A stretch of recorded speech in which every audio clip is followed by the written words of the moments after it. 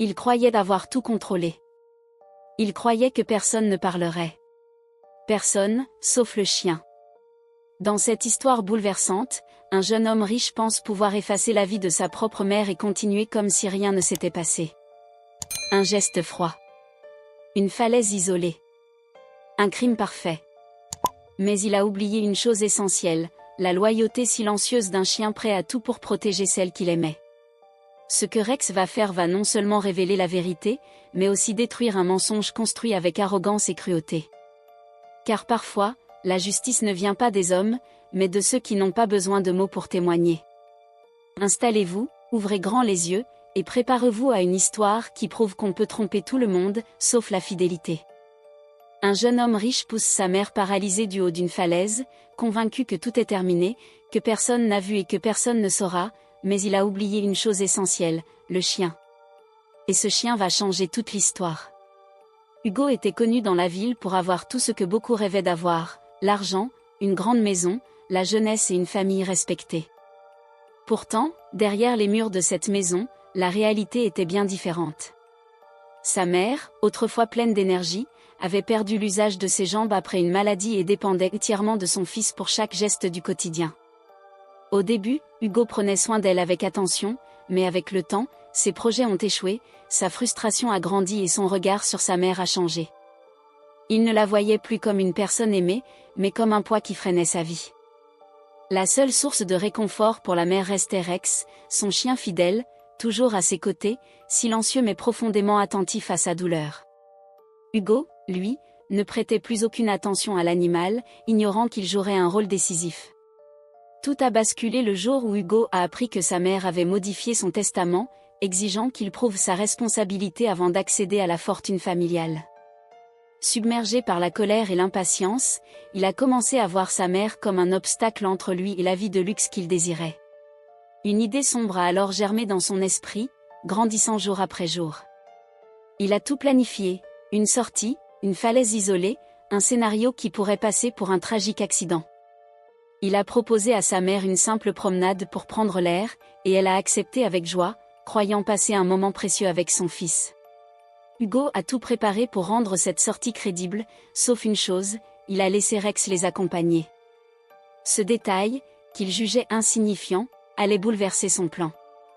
Le lendemain matin, il a feint la bonne humeur en installant sa mère dans son fauteuil, tandis qu'elle savourait déjà la liberté de sentir le vent et de quitter enfin la maison, sans savoir que cette promenade serait sur le point de révéler la vérité.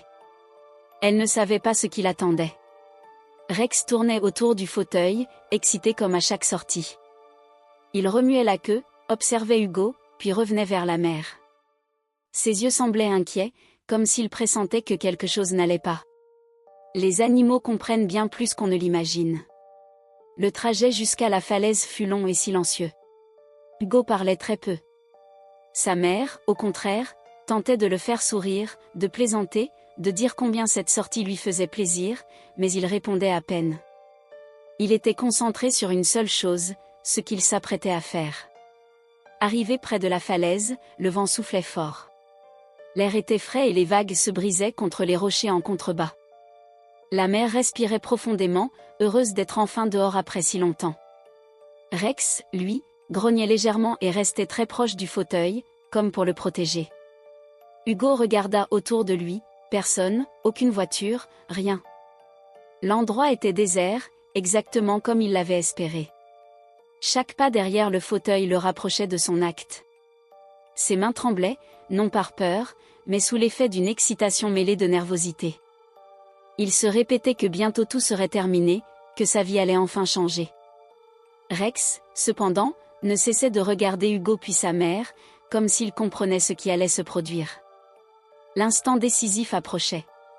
Arrivé au bord de la falaise, le cœur d'Hugo s'accéléra. Non par crainte de perdre sa mère, mais parce qu'il réalisait que le moment était venu. Sa mère, assise dans le fauteuil, admirait le paysage et murmura doucement « Merci Hugo, ça me fait tellement de bien. » Sa voix tremblait d'émotion. Hugo ne répondit pas. Il posa la main sur la poignée du fauteuil et son visage devint dur, sans la moindre trace de compassion. Sa mère sentit le changement, tenta de se tourner vers lui, mais son corps affaibli ne le lui permit pas. Elle murmura son prénom, inquiète. Rex se mit alors à aboyer et se plaça devant le fauteuil, comme pour le protéger. Hugo repoussa le chien, qui tomba puis se releva aussitôt. En une seconde, Hugo prit de l'élan et poussa le fauteuil de toutes ses forces. Il glissa sur la terre sèche avant de disparaître dans le vide. Un cri se perdit dans le vent et se fracassa contre les rochers.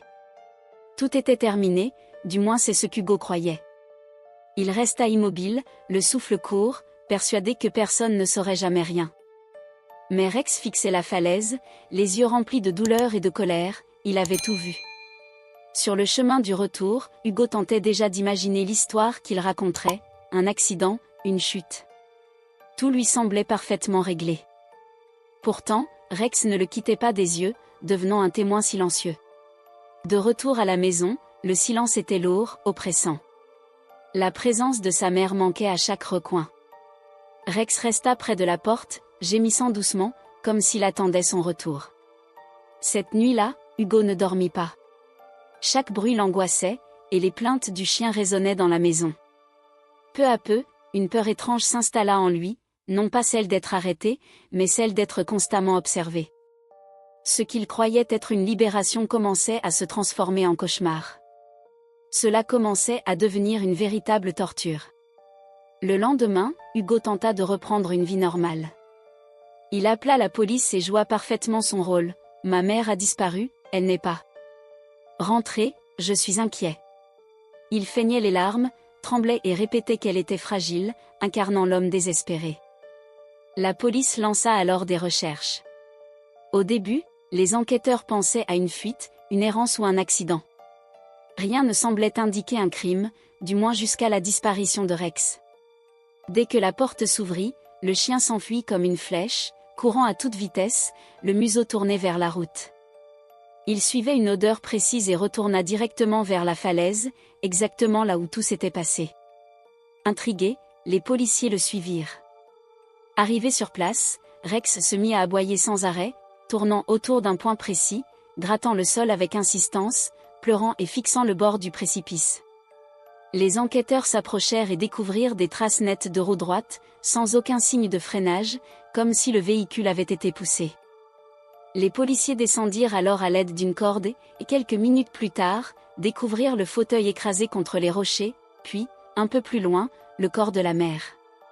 Ce n'était pas un accident, tout indiquait une chute provoquée. En rassemblant les éléments, les policiers commencèrent à douter de la version d'Hugo, d'autant plus que Rex refusait de s'approcher de lui.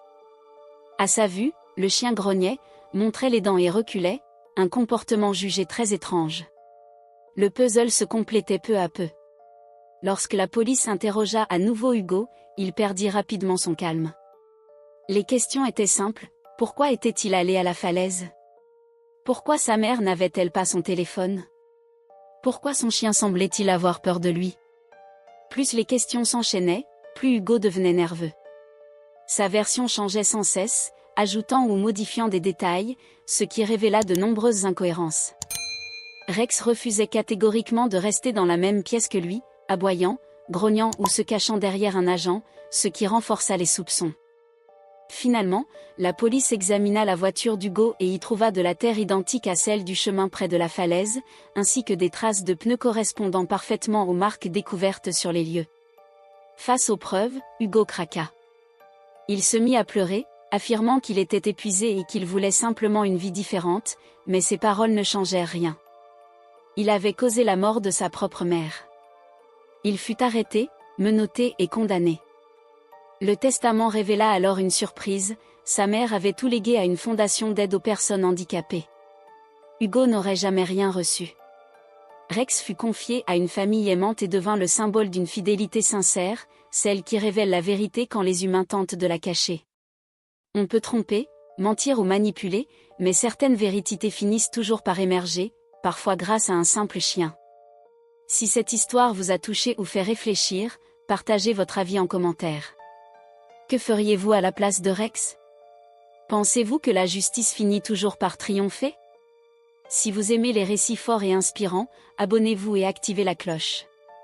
Chaque semaine, vous découvrirez des histoires vraies, des leçons de vie puissantes et des récits marquants.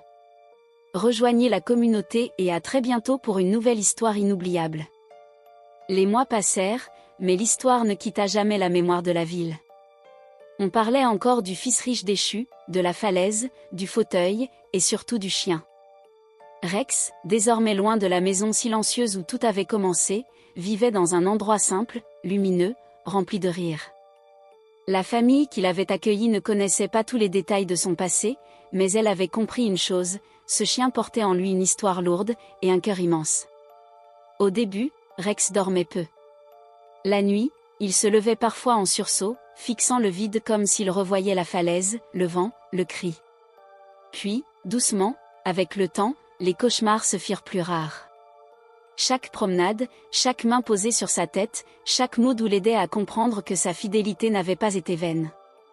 Dans la ville, une plaque fut installée près du sentier menant à la falaise.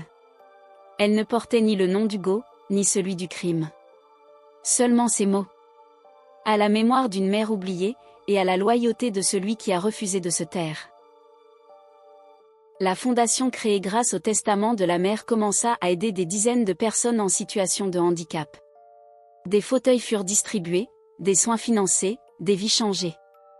Sans le savoir, chaque bénéficiaire devenait une prolongation de son courage silencieux. Quant à Hugo, enfermé entre quatre murs, il comprit trop tard que la richesse qu'il convoitait n'était rien comparée à ce qu'il avait perdu. La liberté. La dignité. Et surtout, la confiance d'un être qu'il aimait sans condition. Un jour, lors d'une audience, un policier raconta encore une fois le rôle du chien. Hugo détourna le regard. Il ne supportait plus l'idée qu'un animal, ignoré et méprisé, ait été plus humain que lui. Rex, lui, ne chercha jamais la gloire. Il n'avait pas agi pour être un héros. Il avait simplement fait ce que l'amour lui dictait. Car certaines vérités n'ont pas besoin de mots. Elles ont quatre pattes, un regard fidèle. Et le courage de rester, même quand tout le monde détourne les yeux. Après le procès, la maison d'Hugo fut vendue. Les murs, témoins muets de tant de non-dits, furent repeints, les meubles remplacés, les souvenirs effacés, ou du moins essayés. Mais certaines choses ne disparaissent jamais vraiment. Chaque soir, au coucher du soleil, des habitants affirmaient voir un chien s'arrêter près du sentier de la falaise. Il ne faisait rien. Il s'asseyait simplement, face à l'horizon, là où la mer rencontre le ciel. Comme s'il montait la garde. Rex ne cherchait plus à comprendre. Il se souvenait. Du poids du fauteuil. Du changement dans la voix d'Hugo. Du moment précis où tout avait basculé. Dans sa nouvelle famille, on avait remarqué un détail étrange, Rex refusait toujours de tourner le dos au vide. En promenade, il se plaçait instinctivement entre les enfants et les zones dangereuses. Comme si sa fidélité avait évolué en promesse silencieuse, plus jamais. La fondation, elle, grandissait. Chaque inauguration de centre portait une simple phrase gravée à l'entrée. La dépendance n'est pas une faiblesse. L'abandon, si. Personne ne savait vraiment qui avait proposé cette phrase. Mais certains policiers souriaient en la lisant. Un jour, une petite fille en fauteuil roulant caressa Rex lors d'un événement caritatif. Elle lui dit doucement.